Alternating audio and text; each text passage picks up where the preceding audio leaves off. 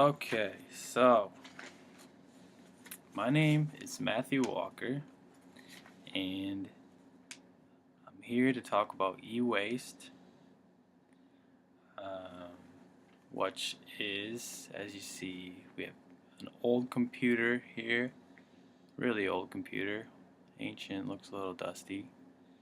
We have a printer and some old cell phones. So, what exactly is e-waste? It's not only limited to computers, cell phones, and printers, but any electronic device that has been recycled or disposed of, like appliances, microwaves, dishwashers, or things like TVs, just anything with electronic components to it that have been disposed of. And why is e-waste important? And why is it important to know the difference between e-waste and regular waste? Because e-waste contains hazardous materials a lot of the time, such as lead or plastics, um, which we'll talk more about later. But they can't be disposed of like your regular wastes. They get put into landfills because they will pollute the environment, which will have effects later. So who contributes? Obviously anyone who disposes of electronics, but more internationally speaking, developed nations like the United States and China and a lot of Europe, the developed parts of the world, contribute a lot to e-waste. Okay. And that brings me to the current situation and why I'm talking about an international scale, because these images here show what are called digital dumping grounds. A lot of our electronics end up in landfills like this with no regulation, just polluting the environment. Um, and they're a result of a lack of regulation on e-waste from many countries. A lot of e-waste is packed into shipping containers and sent to these countries who don't have regulations, like working regulations or any waste regulations. And the two bottom photos you see are workers. The first one are children, the second one's women and some other people. Um, They are exposed to these hazardous materials. You see the smoke and then all the components. They don't have face coverings. It looks like they're in their regular clothes. And they're directly exposed to these hazardous materials because there's no restrictions on those things in these developing nations. And that's where you get your cheap labor from.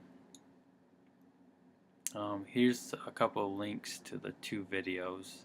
I'm not going to show them, but I figured I'd throw them in there. It's Frontline, where I got those images from, and the E-Stewards is an organization who tries to persuade, mostly in the United States, for companies to be more green and to take responsibility for their e-waste. And they also have a video that explains the current situation very well.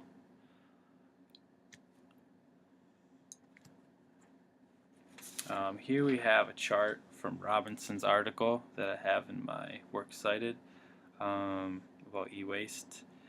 This just shows all the contaminants and its relationship with e-waste. A lot of them are not very common or recognizable. You see lead, mercury, those kinds of things. The plastics are the polybrominated, the flame retardants.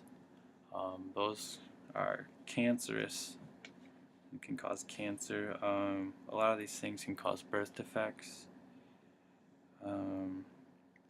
and conditions that people have to deal with later in their life.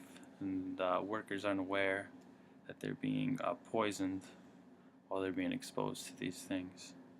They're just trying to make money, and not to mention the damage to the environment.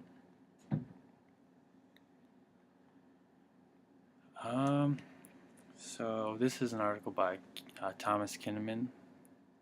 It's about global reuse, about how we send our used computers to developing nations or overseas to be reused. And he questions whose responsibility it is to pay for the disposal of these machines. A lot of the machines that we send over there are immediately disposed of because they don't work. Only about, there are a lot of different percentages, but only a certain amount work and a certain amount don't work. So whose responsibility are the costs of that? And Thomas Kinnaman talks about a return economy where the costs are put on the first nation that sends out the computers. But it's interesting to think about whose responsibility it is to cover the costs, because it does cost a lot to dispose of e-waste properly. Some potential solutions. So these are my outcomes.